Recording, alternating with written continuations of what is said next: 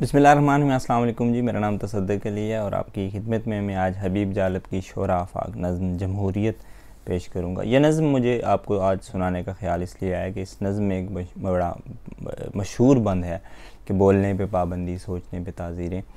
इसी बंद की वजह से ये नज़्म मैं आज आपके सामने लाया हूँ। और इसका ख्याल मुझे इसलिए आया कि पिछले कुछ अरसे से पाकिस्तान में जो हालात चल रहे हैं, आप सब लोग बाखबर हैं कि वो बिल्कुल भी जमहूरी रवैये नहीं है। चाहे वो पावर लूम्स और भट्ठा मज़दूर जो हैं फैसलाबाद डिवीज़न के, उनके पुरअमन एहतजाज पे जो तशद्दुद हुआ, जिसमें बाबा लतीफ़ अंसारी के एक साथी जो हैं वो ज़ख्मी भी हुए। मैं यहाँ पे उनकी जद्दोजहद को सलाम भी पेश करता हूँ। उसके अलावा सोशल मीडिया पे जनाब वज़ीर-ए-आज़म साहब के ख़िलाफ़ बात करने पे लोगों के अकाउंट्स बंद किए गए और कुछ गिरफ़्तारियाँ भी अमल में आई।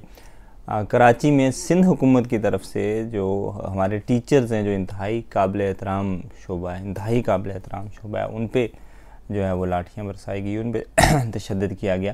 और पाकिस्तान पीपल्स पार्टी जो कि ख़ुद एक एहतजाजी तहरीक के नतीजे में बनने वाली पार्टी है, उस पर वो लोग काबिज़ हैं जिन्हें इस चीज़ का एहसास नहीं है कि एहतजाज ज़ाहिर है जब मसाइल नहीं हल होते तो एहतजाज ही किया जाता है। और इस तरह के दीगर भी बहुत से वाक़यात सामने आए हैं जिसमें ये सवाल उठता है कि क्या ये एक जमहूरी माशरा है या क्या ये एक जमहूरी तर्ज़ हुकूमत है।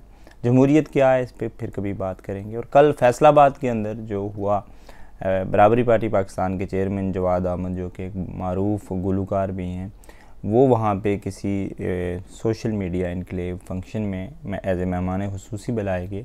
और जो वीडियो क्लिप मैंने देखा है उसमें वो ये बात कर रहे थे कि जो पहले हुकूमतें गुजरी हैं वो सारे के सारे एक दूसरे पे करप्शन के इल्ज़ाम लगाते रहे और फिर वो सारे जमा भी हैं, अलग भी हैं, तो इससे लग रहा है कि वो सारे ही करप्ट हैं।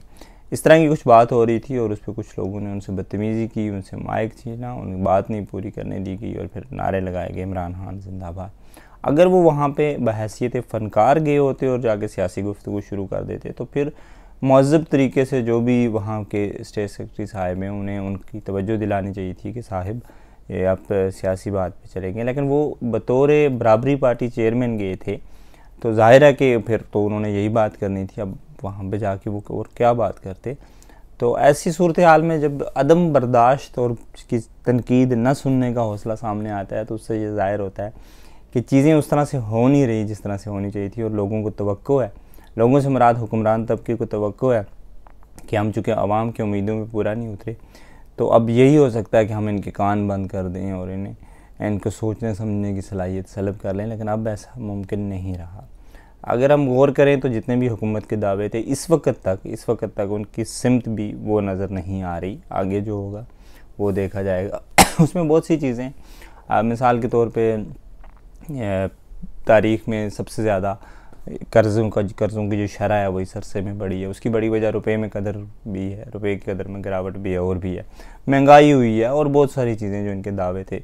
मैंने फिर या तो इलेक्शन में दावे ही सोच समझ के करने चाहिए थे, किसी से पूछ लेते क्या होता है ये सिस्टम, किस तरह से चलता है सारा, इतना कोई मुश्किल नहीं है। मैं और आप भी अगर समझ सकते हैं तो ये भी समझ सकते थे। बहरहाल अब यूँ लोगों की आवाज़ को दबाने से मेरा ख्याल है आवाज़ दबेगी नहीं, आवाज़ ज़्यादा से ज़्यादा उभरेगी।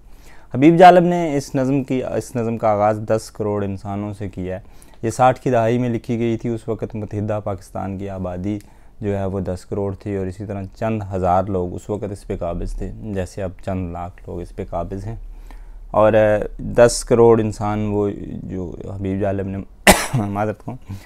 जालब ने मुखातिब किए हैं वो हैं जो काम करके खाते हैं, जो मेहनत करके खाते हैं, जो मुनाफ़ाखोर नहीं है बल्कि अपनी मेहनत की कमाई जो कमाते हैं, अपनी मेहनत की कमाई करते हैं, यानी मेहनत कश हैं। तो बुनियादी तौर पे माशरे में जंग जो है वो दो ही तबकात में है, एक अशराफिया है, एक एलीट क्लास है, एक हुक्मरान तबका है और एक गरीब है, एक मज़दूर है, एक मेहनत कश है, एक छोटा मोटा रेडी लगाने वाला मुलाज़म है, मेरे और आपकी तरह का जो आम इंसान है वो। और यही वो बुनियादी जंग है जिसकी बुनियाद पे समाज में तहरीक चलाने की ज़रूरत है।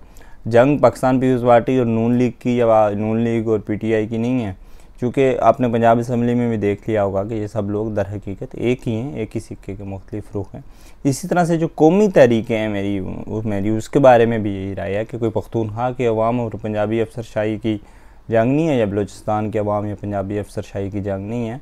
जंग पूरे मुल्क के हुक्मरान तबके, चाहे वो सरदार हों, वडेरे हों, चौधरी हों और बड़े बड़े जो बिज़नेसमैन हों वो हों, اور پورے ملک کا جو غریب طبقہ ہے، پورے ملک کا جو محنت کش طبقہ ہے، پورے ملک کا جو عام انسان ہے جس کی ضرورتیں پوری نہیں ہو رہی، اس کے درمیان ہے. تو اس بنیاد پہ جنگ لڑنے کی ضرورت ہے. معذرت خواہ بات لمبی ہو گئی، نظم کی طرف آتا ہوں.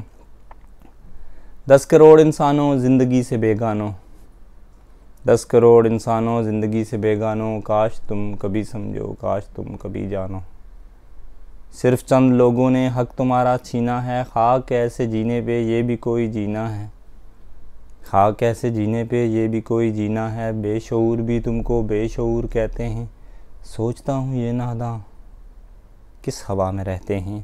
اور یہ قصیدہ گو فکر ہے یہی جن کو، ہاتھ میں علم لے کے تم نہ اٹھ سکو لوگو. اور یہ قصیدہ گو فکر ہے یہی جن کو، ہاتھ میں علم لے کے تم نہ اٹھ سکو لوگو. کب تلک یہ خاموشی چلتے پھرتے زندانوں، 10 کروڑ انسانوں زندگی سے بیگانوں، کاش تم کبھی سمجھو، کاش تم کبھی جانو. یہ ملیں یہ جاگیریں کس کا خون پیتی ہیں، یہ ملیں یہ جاگیریں کس کا خون پیتی ہیں.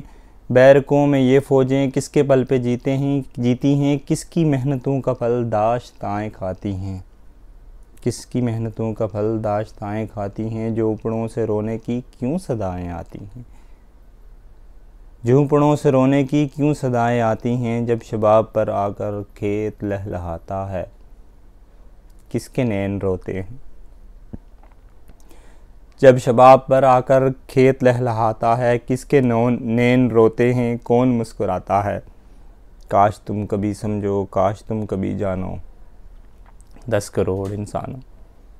علم و فن کے رستے میں لاٹھیوں کی یہ باڑیں، علم و فن کے رستے میں لاٹھیوں کی یہ باڑیں، کالجوں کے لڑکوں پہ گولیوں کی بوچھاڑیں.